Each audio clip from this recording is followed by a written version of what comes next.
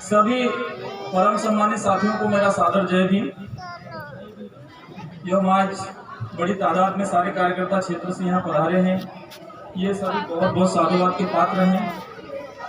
एवं साथ ही आज बहुत बड़ा प्रसंग हमारे बीच में है कि बहुजन समाज के एक अनन्य महापुरुष, जिन्हें असाधारण प्रतिभा के धनी कह सकते हैं, ऐसे महापुरुष पेरियार रामास्वामी नायकर जी का जन्मदिन है। और पेरियार साहब के आजकल में हमारे बीच में पैदा नहीं हुए कि हम उनका जन्मदिन मनाएं। महापुरुषों के जन्मदिन में उनकी जयंतियां मनाई जाती हैं और ये उनकी 142वीं जयंती है। तो ये उनकी आज 142वीं जयंती है और मैं ग्राम नाया की इस पावन धरा के लोगों को इसलिए हार्दिक हार्दिक शुभकामनाएं और धन्यवाद देता हूं कि दक्षिण भारत के बाद देश के किसी भी राज्य में अगर इस व्यक्ति पेरियार रामास्वामी नायकर जी की जयंती मनाई जा रही है तो ये सबसे पहली जयंती ग्राम नाया से हम मनाने की शुरुआत कर रहे हैं। मतलब दक्षिण भारत के बाद देश के 35 राज्य, किसी भी राज्य में पेरियार रामास्वामी नायकर की जयंती मनाने का साहस किसी के अंदर नहीं था, पर यह शुरुआत ग्राम नाया से हो रही, इसलिए नाया का सबसे बड़ा धन्यवाद देना चाहता हूं। और उसके साथ धन्यवाद की शुरुआत हम यहां से नहीं, हम धन्यवाद की शुरुआत करते हैं आदरणीय दादू भाई चौहान का, कि अगर इस गांव में अंबेडकरवाद की जोत जलाने का काम किसी ने किया है तो दादू भाई चौहान ने किया था। और आज भले दादू भाई चौहान हमारे बीच में भौतिक रूप से उपलब्ध नहीं है, पर कहीं न कहीं उनका दिल दिमाग हमारे आसपास घूम रहा है। आज हम उनकी फोटो अपने बीच में रख करके उनकी उपस्थिति में इस कार्यक्रम को कर रहे हैं। साथ ही ये धरा जो है ये एक त्याग की धरा है और इस धरती का योगदान इस भारत देश में सबसे ज्यादा है। हमारे बीच में देश की सीमा पर शहीद होने वाले और देश में कुर्बान होने वाले राजेंद्र भाई पटेल भी हैं। वो भी हमारे इतने ही परम सम्मान के साथी पात्र हैं, क्योंकि उन्होंने भी इस भारत की सुरक्षा के लिए अपना सब कुछ दांव पे लगाया है। आज इस गांव को जो सम्मान अंतर्राष्ट्रीय स्तर पे मिलेगा उसके लिए राजेंद्र भाई पटेल का भी हम बहुत बहुत आभार व्यक्त करते हैं और उनको भी श्रद्धांजलि अर्पित करते हैं। एक युवा साथी जो अंबेडकरवाद की जोत जलाता था, दुर्भाग्य से वो भी हमारे बीच में नहीं है, हम उसको भी श्रद्धांजलि अर्पित करते हैं। साथ ही जितने तमाम महापुरुष, ये सब सारे महापुरुष आपको पहचान के लिए बताए गए हैं कि इन महापुरुषों को पहचान बताने वाला हमको कोई भी नहीं है। क्योंकि अगर जो लोग शोषक इस देश पे राजपाट कर रहे हैं वो अगर हमारे महापुरुषों को हमको बता देते तो हमारे लोगों में जागरूकता पहले ही आ जाती। जब हम बाबा पेरियार महापुरुष की बात आज कर रहे हैं 142वीं जयंती के अवसर पे, अगर हम पेरियार साहब को उनके जीते जी समझ लेते तो ये दिन हमको आज देखना नहीं पड़ता। अब इस महापुरुष ने जो कुछ भी किया है, हमारे बीच में रविंद्र भाई खांडे ने ये बात सही बोली है कि ये इतने खतरनाक महापुरुष हैं कि इनकी बातों को हम ओपनली रोड पर नहीं बोल सकते। इसीलिए आज इस ओपन सभा के माध्यम से मैंने सारे वक्ताओं को ये बात कह रखी थी कि आप सिर्फ पेरियार साहब की जयंती की शुभकामनाएं देना, पेरियार साहब के इतिहास पे आप बिल्कुल मत जाएं। क्योंकि पेरियार साहब का इतिहास अगर हमारी माताओं बहनों को बताएंगे तो उनके अभी बिल्कुल भी पल्ले नहीं पड़ेगी, वो बैठना दूर यहाँ से उठ के भाग जाएंगे। अब ऐसा भी नहीं कि उन्होंने खूब गालियां दी हैं, ऐसा भी नहीं है कि उन्होंने खूब गालियां दी हैं, पर उन्होंने पूरे पाखंड को विज्ञान सम्मत एक एक चीज को अपनी तर्क की कसौटी पे तोला है और उस तर्क को पूरे दुनिया के बीच में रखा है। इसलिए जितने भी महापुरुष हैं, हम भगवान बुद्ध की बात करें तो वही पाखंडी लोग कहते हैं कि ये भगवान बुद्ध जिन्होंने पूरे पाखंड को खत्म करने का काम किया, तो वो कहते हैं ये तो भगवान विष्णु के अवतार। समझ रहे बात को? जिन्होंने भी मनुवादी पाखंड को खत्म करने का काम किया है, मनुवादियों ने अपने साचे उनको लपेटने का काम किया है। क्योंकि जिधर भी सारे देवता तुमको कुछ भी कहते होंगे तो भगवान बुद्ध कहते अत्त दीपो भव, मतलब अपने दीपक स्वयं बनो। वो मार्गदाता, वो किसी भी तरीके से तुमको ये नहीं कहते कि मुझे मानो और मेरा अनुसरण करो, वो तो कहते हैं कि अपने दीपक स्वयं बनो। जो तुमको सही लगे उस काम को करो, जो तुमको सही नहीं लगे उस काम को मत करो। और उन्होंने जीवन में सबसे बड़ा पॉइंट हमको दिया है कि बुद्धम शरणम गच्छामि, मतलब हमें बुद्धि की शरण में जाना है। हमको जीवन में बुद्धि की शरण में जाना, और दिक्कत बस यहीं से खड़ी हो गई है कि जब जब तुमने बुद्धि की शरण में जाने का काम किया है, तुमका कहीं ना कहीं माइंड को डाइवर्ट करने का काम किया है। तो एकमात्र भगवान बुद्ध ऐसे महापुरुष हैं जिन्होंने सबसे पहले हमारे लोगों को कहा है कि तुम्हें बुद्धि की शरण में जाना है। अगर हम भगवान बुद्ध की बात को मान लेते तो हम सब ज्ञानवान हो जाते, पर हमने भगवान बुद्ध की बात को भी नहीं माना। इसीलिए जिन बाबा साहेब की बात हम दिन रात मंचों से करते हैं, उसी बाबा साहेब ने भगवान बुद्ध को अपना पहला गुरु माना है। समझ रहे हैं? बाबा साहेब डॉक्टर भीमराव अंबेडकर जिन्होंने हमको इंसान बना के छोड़ा है, उस इंसान ने भी सबसे पहला गुरु अगर किसी को माना है तो किनको माना है? तथागत भगवान बुद्ध को अपना सबसे पहला गुरु माना है। उसके बाद ये जो पाखंड, जिस पाखंड ने हमको गले गले तक हमारे खून में रचा बसा है, जिस पाखंड ने इंसान का दर्जा नहीं देकर उसको हजारों जातियों में बांटा है, जिसको शोषण का शिकार बनाया है, जिसको अनपढ़ रख करके, सारे धर्म ग्रंथों में अनपढ़ रख करके जितने भी जो जिल्लतें देने का काम किया है, जितने अन्य अत्याचार देने का काम किया, वो सब तुम्हारे धर्म ग्रंथों में लिखा था। ऐसे सारे धर्म ग्रंथों के खिलाफ अगर किसी ने लड़ने का काम किया है तो वो थे संत कबीरदास जी। हमारे बीच में अभी भले उनकी फोटो नहीं है, पर संत कबीरदास जी का नाम आपने सुना होगा, और आप साखियों में सुनते हैं कि संत कबीरदास जी की साखियां चलती कैसेटों में, कबीर अमृतवाणी सुनिए। उस कबीर अमृतवाणी में वो कहते हैं कि पत्थर पूजने से हरि मिले। समझ रहे बात को? संत कबीरदास जी उस जमाने में कहते थे कि पत्थर पूजने से हरि मिले तो मैं पूजू पहाड़, नहीं तो उससे तो चक्की वाली। क्या बोला कबीरदास जी ने? ओका सी तो चक्की वाली कि जगह से पिसिन खाए संसार। भाई अब तो चक्की छे, उना जमाना में घट्टीन थी ना, नहीं उना जमाना में तो घट्टीन थी ना, रोज घर बैठता था, रोज खाता था। तो घट्टी बड़ी कि तुम्हारा हरी बढ़ो। वो हरी जगह तुम दिन रात अगरबत्ती लगाओ, कभी तुम्हारा घर में कभी रोटी दी जाए, पानी दी जाए, या कहीं भी सामग्री दी जाए तो माना। तो घट्टी बड़ी कि नहीं बड़ी? तो फिर यह बात की ना कही, यह बात हमारा महापुरुष संत कबीरदास जी ने कही। और वो कबीरदास जी जिनकी आज भी कैसेट ना अमृतवाणी का माध्यम से गाई जा समाज में, आज भी गाई जात ना। और वो आदमी आज से 1400 मतलब 700 साल पहले, 1400 ईस्वी में हमारा बीच में इंसान पैदा हुए, पर 700 साल पहले भी जो बात में इंसान ने कही, आज भी वो बात में हमारे बीच में सार्थक है। एकाले इतना बड़ा दूरदर्शी इंसान के बाबा साहेब डॉक्टर भीमराव अंबेडकर ने अपना दूसरो गुरु मानी। समझी ना? बाबा साहेब से पहले की बात में अपन चली रहा। जब बाबा साहब हमारे बीच में आया, उन्होंने इतना सारा महापुरुषों के बारे में सीखियो, समझो, सुनियो, तब जैन हम इतना सारा उन्होंने संवैधानिक अधिकार दिया। पर उनका से पहले भी लोग करता था इना काम का, जैसे संत कबीरदास जी ने करियो, तो आज कबीरदास जी के बाबा साहब ने अपना दूसरो गुरु माने। आज आप देख ही रहे संत रविदास जी अपना बीच में छे। संत रविदास जी चमार समाज में पैदा हुआ, पर इतना बड़ा परम विद्वान इंसान था कि संत की श्रेणी में आज उनका सबसे बड़ा संत शिरोमणि कही जाए। संत शिरोमणि दादा बैठी जाओ, संत शिरोमणि गुरु रविदास जी महाराज, उनसे बड़ा संत आज तक दुनिया में कोई भी नहीं हुआ है। पर ये महापुरुष, ये सब सारा महापुरुष जो पूरी महानता की पराकाष्ठा पता, इन महापुरुष ने एक कभी हमारा पाठ्यक्रम में, हमारी शिक्षा में नहीं पढ़ाया जाता देश की। हमारे बीच में जयेश को एक साथी मनोज बुरियान कितनी बड़ी बात कही कि आज की सरकार नई शिक्षा नीति में रामचरितमानस को पढ़ाने की बात कह रही है। वो आरएसएस की जो पूर्व से उनके संस्थापक लोग हैं, उनको एमबीबीएस में पढ़ाने की बात कर रही है। तो वो रामचरितमानस को पढ़ाने की बात कर रहे हैं कहाँ? स्कूल के पाठ्यक्रम में।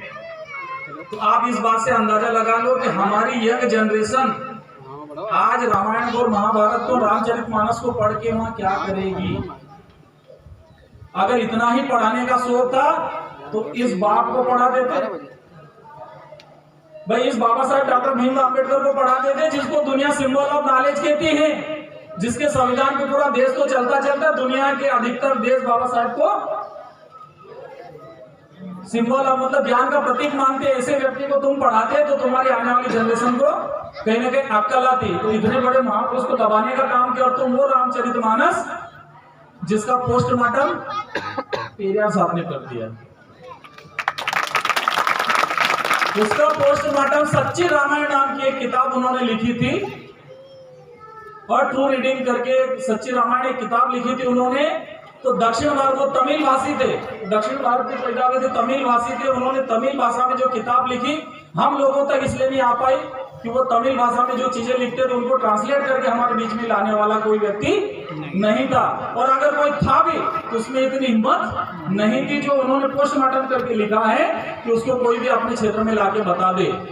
पर साथियों, 1968 में एक महापुरुष ऐसा भी पैदा हुआ उत्तर भारत में जिसको पेरियार ललित सिंह यादव कहा जाता है।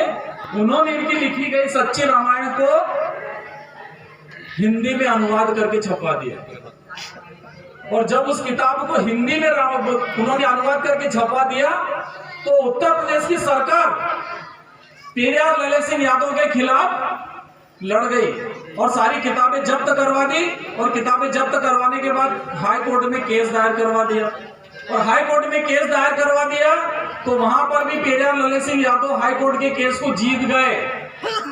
सरकार फिर खिसिया गई कि आप क्या करें, हाई कोर्ट से हार गए हैं, और वो आदमी पेरियार ललित सिंह यादव नहीं रुका और इस व्यक्ति की किताब को प्रतिबंध हटवाने के लिए सुप्रीम कोर्ट तक लड़ गया, और सुप्रीम कोर्ट लड़ गया तो सुप्रीम कोर्ट से भी उस किताब सच्ची रामायण को हरी झंडी मिल गई। इसका मतलब समझ रहे हैं, जिस रामायण को पोस्टमार्टम हमारे महापुरुष करके गए हैं, जिसके खिलाफ केस लड़े हैं, हाई कोर्ट और सुप्रीम कोर्ट का केस जीते हैं, उस पाखंड को, जिस पाखंड का चीर फाड़ ये महापुरुष करके गए, उस पाखंड को आज की सरकार स्टूडेंट, देश के नागरिक कहते हैं ना हम जिनको, जो देश का भविष्य है हमारा युवा, उस युवा के दिमाग में वो गंदगी भरने का काम आज कर रहे हैं जिस गंदगी को ये महापुरुष आज से 100 साल पहले खत्म करके गया।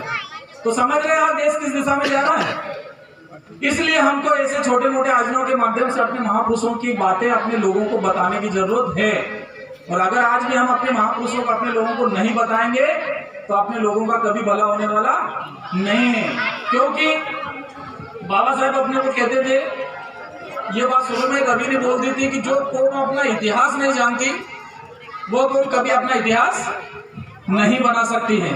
तो साथियों, हमको इतिहास इसलिए जानना जरूरी है कि इतिहास से ही तो हमको प्रेरणा मिलती है। इतिहास से जब हमको प्रेरणा मिलती है तो उसी प्रेरणा से एक सोच बनती है। तो हम जो पढ़े लिखे लोग दिन रात इस काम में लगे हैं, जो अपना समय खराब करके अपने छोटे मोटे समाज में आयोजन करते हैं, और आयोजनों के माध्यम से अगर इन महापुरुषों की छोटी मोटी बातें करते हैं, वो बातें केवल अपने समाज में एक सोच बनाने के लिए करते हैं कि अगर अपने लोगों में सही सोच नहीं बनेगी तो जैसा इनका हजारों साल से शोषण होता आ रहा है, आज भी कोई ना कोई खड़ा हो जाएगा, इनका शोषण करता रहेगा। तो शोषण से बचाने के लिए हम चाहते हैं कि समाज के लोगों की एक सोच बनाए। उस सोच के लिए हम दिन रात ऐसे छोटे मोटे आयोजन करते रहते हैं, क्योंकि इन महापुरुष मान्य साहब कांसेराम जी ने कहा है कि कार्यक्रम अच्छा हो चाहे बुरा हो, संपन्न हो जाता है और विचारों का प्रचार हो जाता है। तो जैसे हमने यहाँ कार्यक्रम रखा, इस कार्यक्रम के दौरान सोशल मीडिया पे ये चीजें दिन रात चली, यहाँ पर 2-3 मीटिंग हुई, यहाँ के बाहर भी 2-4-5 मीटिंगें हुई। इन मीटिंगों के माध्यम से महापुरुषों के विचार फैले। इस दौरान जितने लोग सोशल मीडिया पे जुड़े, सारे लोगों ने कहीं ना कहीं अपने तरीके से महापुरुषों के विचारों को प्रचारित किया है। आज हम ये सभा कर रहे हैं, इस सभा के माध्यम से सारे लोगों के मोबाइल चालू हैं, ये कहीं ना कहीं फोटो वीडियो के माध्यम से विचारों को फिर प्रचारित करेंगे, तो ये प्रचार का एक माध्यम बना है। तो साथियों, किसी भी तरीके का कार्यक्रम हो, चाहे अच्छा हो चाहे बुरा हो, संपन्न हो जाता है पर विचारों का प्रचार हो जाता है। इसलिए ये कतई नहीं सोचे कि आज संख्या कम आए, कम लोग आए, ये कोई इशू नहीं है। भले 10 लोग हो, जो सामाजिक है वही ऐसे कार्यक्रमों में उपस्थित होगा, अन्यथा लोग तो ढेर के ढेर भरे पड़े हैं। आज इस गांव के लड़के मेरे से पूछ रहे थे, सर हम अंबेडकर जयंती मनाना चाहते थे, और अंबेडकर जयंती के दौरान उन्होंने कहा था कि हम गांव में भंडारा देंगे और पूरे गांव को खाना खिलाएंगे। उसी समय उन्होंने अंबेडकर जयंती के समय से ही गांव में से जो भी उनसे सहयोग लेते बना, सबसे सहयोग लेकर रखा था कि हमको गांव को भंडारा करना है। और साथियों, एक कोरोना महामारी के चक्कर में लॉकडाउन लगा रहा, इस लॉकडाउन के चक्कर में हमारा कार्यक्रम आगे नहीं बढ़ पाया। तब उन्होंने कहा कि सर क्यों ना हम सामग्री हमने खरीद के रखी हुई है और हम उस सामग्री का उपयोग करना चाहते हैं, अगर हम अब तक उसका उपयोग नहीं करेंगे तो सामग्री खराब हो जाएगी। तो हमने कहा भाई चलो अपन एक काम करते हैं, अपने पेरियार साहब की जयंती आ रही है और हमारे साथ बाध्यता ये है कि हम पेरियार साहब के विचारों को ओपनली बोल नहीं सकते, पर सभा के माध्यम से हम जितना हो सके अपने लोगों को समझाने का प्रयास करें। हम 17 तारीख को पेरियार साहब की जयंती का कार्यक्रम रखते हैं। तो ये आज आप लोगों के बीच में कार्यक्रम रखा है। कल यहाँ के स्थानीय साथियों का फोन आया था, तो बोले सर भोजन कितना लोगों को बनाना, भोजन कितना लोगों को बढ़ाना। हमको भाई तुम्हारा काम खाने कितना चाहिए, तो बोले यार हमारा यहाँ तो कम से कम 500 लोग में की रसोई बनी जाएगी। तो हम मन में ये सोचे कि 500 लोग में की रसोई बने, कभी 300 लोग भी कार्यक्रम उपस्थित नहीं जाएगा तो आपका कार्यक्रम सफल हो जाएगा। देखना भी यो मिली लो कि यहाँ पर 300 लोग गांव का भी उपस्थित है। मन योग को तो भाई 150 में बाहर का कार्यक्रम तो जरूर रह जाए, पर कम से कम अगर 100-200 लोग गांव का पट्टी जाए तो आपको 2-3 घंटा जो भी महापुरुष ने की विचारधारा की बात में करा वो बराबर सफल हो जाएगा। तो एक जो बार जो लोग सामाजिक होते हैं उनके अंदर सामाजिक साहस होता है। ये काम बड़े मुश्किल से ऐसे सामाजिक साहसी लोग करते हैं। समाज में करोड़ों महापुरुष थे, करोड़ों लोग थे, पर केवल यही छठे छठाए लोग क्यों आए हैं?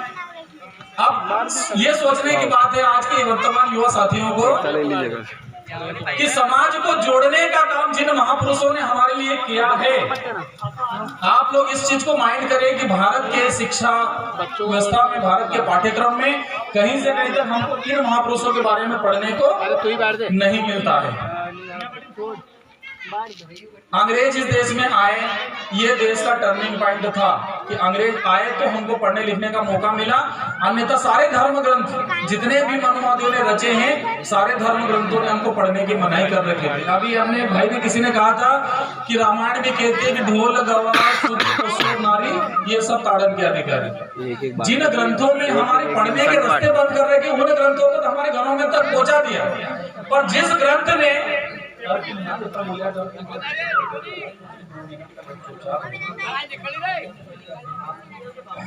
तो ये सब सारी चीजें अपने लोगों को इसलिए बतानी पड़ती हैं कि जिन महापुरुष ने इस देश का संविधान लिखा है और कदम कदम पर इस देश का संविधान यहाँ के लोगों पे लागू हो रहा है। भारत के कदम कदम में जिस व्यक्ति का संविधान लागू हो रहा है उस व्यक्ति को भारत के पाठ्यक्रम में नहीं पढ़ाया जाता। एक बार ये हमारी सबसे बड़ी विडंबना है। हम लोगों के जीवन में अगर सबसे पहले कोई शिक्षा का प्रसार हुआ तो ये शिक्षा के आगोदित महात्मा ज्योतिबा फुले जी, जो माली जाति के हैं और जिन्होंने हमारे जीवन में शिक्षा का काम किया है। इनकी पत्नी ये माता सावित्रीबाई फुले हैं, जिन्होंने हमारे वर्ग की महिलाओं को पढ़ाने में असीम योगदान दिया। जब महात्मा फुले जी खुद पढ़ लिख गए तो इन दोनों महापुरुषों का त्याग, ये माता बहने बेटी थे, बता इन दो महापुरुषों का त्याग, इन्होंने कहा कि हम प्रण करते हैं कि इस हमारे अनपढ़ समाज को जब तक पढ़ा लिखा नहीं देंगे हमारे देश को संतान पैदा नहीं करेंगे। अब इससे आप इस बात का अंदाजा लगा लो कि इन्होंने इतना बड़ा त्याग किया कि अपना खुद का बच्चा पैदा नहीं किया। आज के समय में कोई कर सकता है क्या? नहीं कर सकता, पर इन्होंने किनके लिए? समाज को पढ़ाने के लिए। तो हमको पढ़ाया किसने? महात्मा ज्योतिबा फुले जी ने और माता सावित्रीबाई फुले ने। और शिक्षा की देवी कौन? सरस्वती। भले सरस्वती ने कोई स्कूल कॉलेज देखा हो कि नहीं देखा हो, पढ़ी हो कि नहीं पढ़ी, उसके नाम की कोई डिग्री हो कि नहीं हो, और किसी किताब उसके नाम की लिखी हो कि नहीं लिखी हो, पर वो शिक्षा की देवी है। जबकि शिक्षा कौन देता है? महात्मा ज्योतिबा फुले जी और माता सावित्रीबाई फुले। अगर कभी वो पाखंडी आपको बता देंगे कि शिक्षा देने का काम इन लोगों ने किया, तुम इनको मान लोगे, और इनको मान लोगे तो फिर तुम फर्जी लोगों को मानना बंद कर दो, इसलिए वो नहीं दिखाते। जबकि ये माता सावित्रीबाई फुले हमारी राष्ट्र माता है और ये प्रथम महिला शिक्षिका है जिन्होंने हमारे समाज को पढ़ाने का काम किया है। तो ये माता सावित्रीबाई फुले जब पढ़ गई थी तो ये अपने समाज की महिलाओं को मोहल्ले मोहल्ले में पढ़ाने जाती थी, और पढ़ाने जाती थी तो इनके ऊपर वो मनुवादी लोग जो नहीं चाहते थे कि हमारे लोग पढ़े, वो इनके ऊपर कहीं भी गंदा फेंकते थे, कोई गोबर फेंकते थे, कोई मल मूत्र फेंकते थे। ऐसे समय में माता सावित्रीबाई फुले ने कहा कि ये लोग अपनी आदत से बात नहीं आएंगे, इसलिए अपने घर से 2 साड़ियां लेके जाती थी। तो एक तो गंदे कपड़े जो वो पहनी हुई होती थी, मालूम है कि इनको गंदे कर देंगे लोग, तो एक जगह जाके रख देती थी और नए कपड़े पहन करके फिर ऐसी महिलाओं को बिठा करके, जैसे आज अपन बैठे ऐसे सामने महिलाओं को बिठा के पढ़ा दी। ऐसी यातना झेल झेल करके माता सावित्रीबाई फुले ने हमारे वर्ग की महिलाओं को पढ़ाया है। और अगर कभी हमारे वर्गों के लिए सबसे पहला स्कूल किसी ने खोला है तो 1848 में सबसे पहला स्कूल माता सावित्रीबाई फुले और छठी अपने महात्मा ज्योतिबा फुले ने खोला। तो हमारे लिए जो भी महत्व रखते हैं वो महत्व ये माता सावित्रीबाई फुले और ये महात्मा ज्योतिबा फुले रखते हैं, जिनको बाबा साहब ने अपना तीसरा गुरु माना है। तो साथियों, उसके बाद ये जितने भी महापुरुष हैं जिनका जीवन में योगदान है, बिरसा मुंडा जी के बारे में अपने भाई को बोला था कि तुम बोलना, ये सब ऐसे लोग थे क्रांतिकारी जिन्होंने समाज के अत्याचार के खिलाफ लड़ने का काम किया था। आप सब जानते हैं के बारे में एक बात कही थी कि टंडिया मामा इतने बड़े क्रांतिकारी थे कि अंग्रेज उनके नाम की दहशत खाते थे, और अंग्रेज दहशत खाते थे, इसीलिए ट्रेन जब उनकी समाधि के सामने से गुजरती है तो उसको ट्रेन वाले को 2 मिनट ट्रेन रोकनी पड़ती है। तो ये प्रताप है हमारे वर्ग के लोगों का। जब बात आई कलम की तो कलम पे इतना हथियार बाबा साहब ने हथियार की तरह चलाया कि आज पूरी दुनिया उनके सामने झुक रही है। आज हम कहते हैं कि भगवान बुद्ध ने दुनिया का पासा पलट के शासन सत्ता अशोक मौर्य के समय में हम लोगों को लाके दी। संत शिरोमणि रविदास जी जिनको कहा जाता है, शिक्षा के अग्रदूत माता सावित्रीबाई फुले, ये सब सारे लोग ऐसे हैं जिन लोगों ने इस देश का नक्शा पलटने का काम किया। सच्चे सामाजिक ये लोग हैं जिन्होंने समाज की सेवा की है। पर ऐसे लोगों को भारत की शिक्षा व्यवस्था में कहीं से कहीं तक जरा सी भी जगह नहीं मिली, क्योंकि अगर हमारे लोग इन महापुरुषों को अगर वो शिक्षा व्यवस्था में पहले से जगह दे देते तो हमारे लोग कब के पढ़ लिख के आगे बढ़ जाते। तो साथियों, आपको नहीं पढ़ने देने के पीछे ये तारतूक है कि उन्होंने अपने महापुरुषों को कभी भी हम लोगों के बीच में आने नहीं दिया। इसलिए ऐसे छोटे मोटे अवसरों के माध्यम से अपन अपने महापुरुषों की छोटी छोटी बातों को अपने लोगों में इसलिए ले जाने का काम करते हैं कि समाज को जागरूक होने की जरूरत है। आज परिस्थितियां और ज्यादा डिफरेंट हो गई है। जो शिक्षा व्यवस्था बाबा साहब ने हम लोगों को दी है, उस शिक्षा व्यवस्था में हम देख रहे हैं 1950 संविधान हमारा लागू हुआ, तो तब से हमारे वर्ग के लोग कलेक्टर, एसपी, डीएसपी बने हैं, बड़े बड़े पदों पे गए हैं। पर जब से इन लोगों ने शिक्षा व्यवस्था को बिगाड़ के प्राइवेटाइजेशन लागू किया है, तब से हमारे वर्ग के लोग अब कलेक्टर, एसपी, डीएसपी भी नहीं बनते। आज तो उन्होंने शिक्षा व्यवस्था को इस तरीके से बनाया है कि जो एजुकेशन में जो हमको रिजर्वेशन मिलता था, जब हमारे वर्ग के बच्चों का बड़ी बड़ी कॉलेजों में एडमिशन हो जाता था, आज तो वो परिस्थितियां भी उन्होंने खत्म कर दी। अब हमारे बच्चों को बड़े बड़े कॉलेज में एडमिशन मिलना बंद हो गया, क्योंकि सारे बड़े बड़े कॉलेज प्राइवेट हो गए। अब प्राइवेट कॉलेज तो दुकानदारी है, प्राइवेट कॉलेज कोई शिक्षा का मंदिर नहीं बचा, प्राइवेट कॉलेज दुकानदारी हो गई। जैसे हम दुकान पे सामान लेने जाते हैं ना, ऐसे केवल बड़े बड़े कॉलेज दुकानदारी है कि तुम्हारे पास अच्छा मोटा पैसा है तो तुम्हारी औलादे पढ़ेगी, और अगर मोटा पैसा नहीं है तुम्हारी औलादे वहां नहीं पढ़ पाएगी। और तुम अगर कभी गरीब हो और सरकारी स्कूल के भरोसे बैठे हो तो सरकारी स्कूल में बच्चा जाएगा कटोरा लेके, उसको वहां मध्याह्न भोजन खिलाया जाएगा और वो बच्चा वहां से आराम से खा पी करके घर आ जाए, उसके सिर्फ पढ़े नहीं हो। क्योंकि मास्टर क्या करता है, मास्टर पोलियो की दवा पिलाता है, मास्टर वहाँ जनगणना करता है, मास्टर वोटर की गणना करता है, वो मतदाता सूचियां बनाता है, और मास्टर जमाने के काम गांव के करने जाता है, तुमको बढ़ाने का काम नहीं करता। अब हमारा बच्चा कहता है कि अब तो कहीं नहीं हो, बनू का है लेन। फिर सरकार कहती है कि बेटा तू काम छात्रवृत्ति देवांगा, तू छात्रवृत्ति का लेना आ, ठीक है। फिर अपना गरीब बच्चा छात्रवृत्ति का लेने बढ़ना जाए। छात्रवृत्ति की बात भी बच्चों नहीं कहते कि हम नहीं जाऊं, मगर नहीं कहे तो क्योंकि मास्टर बढ़ाओ तो नहीं है। तो फिर वो सरकार कहती बेटा तू गरीब की औलाद है, तो ड्रेस भी देवांगा, तू सिर्फ बढ़ना, तो ड्रेस की लालच में बढ़ना होगा। पर ड्रेस का बात भी कहे तो स्वाभिमानी बच्चों को नहीं कहते, नहीं कहीं नहीं आओ तो नहीं जाऊं। तो फिर सरकार कहती बेटा तुमको साइकिल भी देवांगा, तो आ, ताकि लालच में तो आवा। और जब साइकिल का बाद भी बच्चों नहीं कहते कि नहीं भले तो छात्रवृत्ति दे कि ड्रेस दे कि साइकिल का हम बढ़ना नहीं हो क्योंकि मास्टर बढ़ाओ तो नहीं आए। फिर वो कहते कि बेटा तू 8वीं तक पक्षोन्नत, कोई माए को लाल तो को फेल भी नहीं कर, क्योंकि तुका सिर्फ अनपढ़ बनने रखो, क्योंकि थारा पढ़े लिखे एक पढ़े लिखे तो वो का हम आज तक बर्दाश्त नहीं कर पाया। 5000 साल को इतिहास एक पढ़े लिखे बदली दियो और हजारों पढ़े लिखे पैदा हो जाएगा, हमारो काय होएगा। वो बढ़ना देगा तुमका नहीं बढ़ना देगा। अब वो नहीं बढ़ना देगा लेकिन तो कह रहा अब एक और खेल का ही कर रहा मालूम, आरटीई कानून का तहत जो गरीबी रेखा से नीचे जीवन यापन कर रहा का बच्चा का प्राइवेट स्कूल में सरकार खर्च उठाओगे। अब हम आरटीए के चक्कर में दौड़ा, खूब फॉर्म भरा, हमारा कहेगा बच्चा को अगर आरटीए में सिलेक्शन हुई जाए, हमको मालूम है सरकार सी कर्मचारी ने कि तनख्वाह टाइम से देवाती, तो किसी बच्चा को भंडर प्राइवेट स्कूल में क्यों देगा पैसों। तो हम एक तर्क लगाओगे ना बाप को कहल तर्क के अनुसार कि जो पैसा तुम आरटीई का तहत बच्चा को पढ़ाने के लिए प्राइवेट स्कूल को सीधो पैसों सरकार दे रहे, अगर वो पैसों सरकारी स्कूल में लगे दे तो सरकारी स्कूल में सुधरी जाए कि नहीं सुधरी जाए। तो सरकारी स्कूल को भवन जर्जर, मास्टर नगर ठिकाना नहीं, टाट पट्टी ना है नहीं, स्कूल खोदेगी वो कोई ठिकाना नहीं। अनुभव कह कि नहीं आरटीई का तहत बच्चा प्राइवेट बैठाड़ो को वहां खर्चो हम दे दे वहां, पर सरकारी स्कूल का सुधार, क्योंकि सरकारी स्कूल में गरीब ने क्या औलियात बने और गरीब ने क्या औलियात से धड़की कराना छे, इनका सबको बने लिखे देवांगे, समझ पढ़ी लिखी जाएगा दी खड़ा हुए ना अपना खिलाफ हुआ। एक इनका अनपढ़ भी तो राखो, अनपढ़ रखांगे तब तो इनका दारू की पेटी देवांगे, मोहल्ला में बटाड़ा का जा बेटा वाट और धड़ाधड़ कर दिया वोट ना काट दी। बात आई रही समझ में। तो वो क्या चाहिए कि किसी भी तरीका से ना लोग ना पढ़नो लिखनो नहीं चाहिए। एका जो लोग जरा जरा पढ़ी लिखी रहा उन्हें लोग ने कैसा कह रहा है कि वहां रामचरितमानस पढ़ावांगा, वहां आरएसएस का संघ प्रचारक ने का विचार पढ़ावांगा, ताकि वो गोबर पर और गौमूत्र भरोसा करने बना और वो जाए ना गोबर गौमूत्र की बात कर।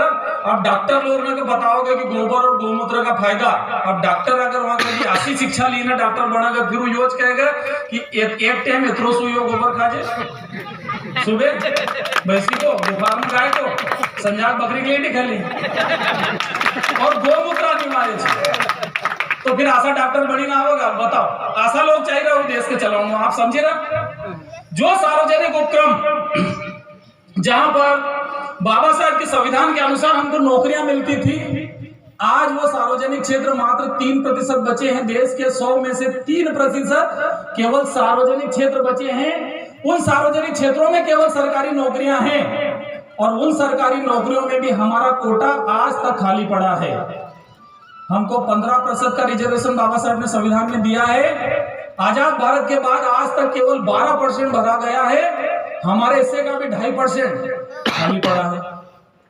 अनुसूचित जनजाति वर्ग जो देश में 7.5% का है, वो भी केवल 3.5% पद उसके भरे गए हैं। आजाद भारत के बाद से 4% पद आज भी भरे नहीं गए हैं।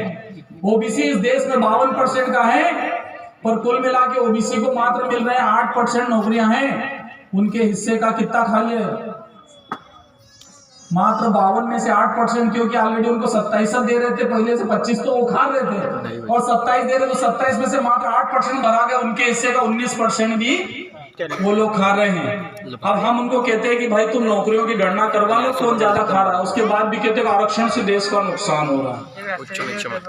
आरक्षण को वो बार बार गलत साबित कर, आरक्षण से देश का नुकसान हो रहा है। तो हम उनसे पूछना चाहते हैं कि प्रधानमंत्री आरक्षण वाला बनता है?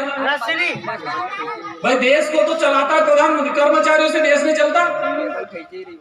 कर्मचारी जो प्रथम श्रेणी के होते हैं, जो द्वितीय श्रेणी के होते, तृतीय श्रेणी, चतुर्थ श्रेणी, आज प्रथम श्रेणी द्वितीय श्रेणी में हमारे वर्ग के कर्मचारी जाते भी नहीं जो देश की व्यवस्था चलाते हैं। अब अगर तृतीय श्रेणी का चतुर्थ श्रेणी को लिपिक बन के जाता है तो वो देश नहीं चलाता। तो देश को तो चुनी हुई सरकारें चलाती हैं। अब चुनी हुई सरकारें जो चला रहे देश को, तो मुझे ये बताओ आज तक प्रधानमंत्री कितने आरक्षण वाले बने हैं? कोई भी नहीं बताता। जब प्रधानमंत्री देश के आरक्षण वाले नहीं बने हैं ना, तुमने हिंदू हृदय सम्राट मोदी को बना रखा है। दूसरी बात, ये मोदी खुद कहता है कि मैं देश नहीं बिकने दूंगा। क्या बोलता है? मैं देश नहीं बिकने दूंगा, और रोज कुछ न कुछ बेचता है। जिस एलआईसी पे हमारे लोगों का पूरा भविष्य टिका हुआ है, जिन लोगों बेचारे एलआईसी में कहीं भी करके खाते करवा रहे, एलआईसी की हिस्सेदारियां बेच दी, रेलवे बेच दी, एयरपोर्ट बेच दिया, बड़ी बड़ी मल्टीनेशनल कंपनियां बेच दी। रोज बेचने का वो उन्होंने एक महिला को वित्त मंत्री बना रखा, निर्मला सीतारमण। अभी उसने कहा कि 13 सेक्टर और बेचे जाएंगे, 5 लाख करोड़ रुपए का राजस्व इकट्ठा किया जाए। अब अपने जैसे लोग चिल्लाते हैं तुम सबज बेची दो, देश में रहना काई दो, वो काई कह रहा। हम तो मोनिटाइजेशन कर रहा। मोनिटाइजेशन का मतलब इना ठेकेदार को 5 साल को ठेको दिए, 5 साल तक एक सीधो पैसा ले लिया 5 साल को, 5 साल का बाद वह चीज बची सरकार की। समझ में आई रही? मोनिटाइजेशन कर रहा है कि 5 साल इन्हें ठेकेदार की, 5 साल बच्चों को 25 सरकार की भी जाएगा। अब हमारा दादा वो प्राइवेट आदमी इतरो कमाई लेगा कि आज तुम तो 2 रुपया में खरीदी तो वो काल 10 रुपया लगे देगा। अब तुम्हारी औकात नहीं है 10 रुपया देने की, तो तुम कहां से वो 25 ले लोगे? तो आसो तुम जितरो भी क्षेत्र सेक्टर बेची रहा वो धीरे धीरे करीब सारा सेक्टर बेची ना अपना लोग ने रोड पर लाना काम कर रहा।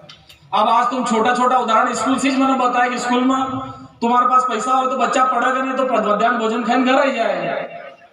आसो कासो अस्पताल में को भी हल कर दियो। अब भी कोरोना की महामारी गई तो सब ने अच्छी तरीका से देखी लियो कि कोरोना महामारी में लोग की स्थिति का कितना मरिया अंदाजो भी नहीं, इतना लोग मरेगा खतरनाक तरीका से। तो बीमारी फैली तो सरकारी अस्पताल में तो नहीं कहते भगाड़ो यहाँ से। अब पैसों तो है नहीं कि तुम प्राइवेट नाम चल जाओ। या सरकार प्राइवेटाइजेशन कर रही। अभी सरकारी अस्पताल ने कभी बेचने की बात करें, 165 सरकारी अस्पताल ने कभी निजी हाथ में दे रहा है, कभी दो।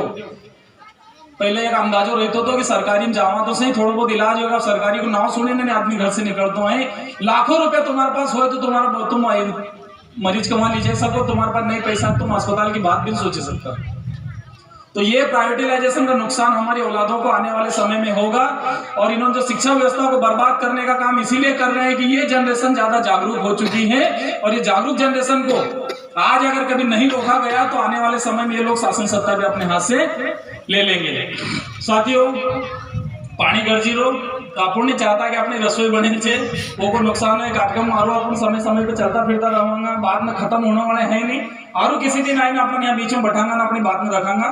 और खास करके आज इम्पोर्टेंट दिन हमारे लिए इसलिए भी है कि हमारे साड़ग्राम भाई खेड़ेकर का जन्मदिन है, और मैं तहे दिल से उनको हार्दिक हार्दिक शुभकामनाएं देता हूँ। ये व्यक्ति अपने इसलिए महत्वपूर्ण है, ग्राम माछलपुर के रहने वाले हैं, और ये पूरा खेड़ेकर टेंट हाउस इनका टेंट हाउस है। ये बैनर उन्होंने लगाया है। ये खेड़ेकर टेंट हाउस इन्होंने पिछले 3 सालों से हमको कहा कि सर मैं इतना बड़ा आदमी तो नहीं हूँ, पर जहां भी समाज में कार्यक्रम होंगे मैं मेरा टेंट हाउस निःशुल्क दूंगा।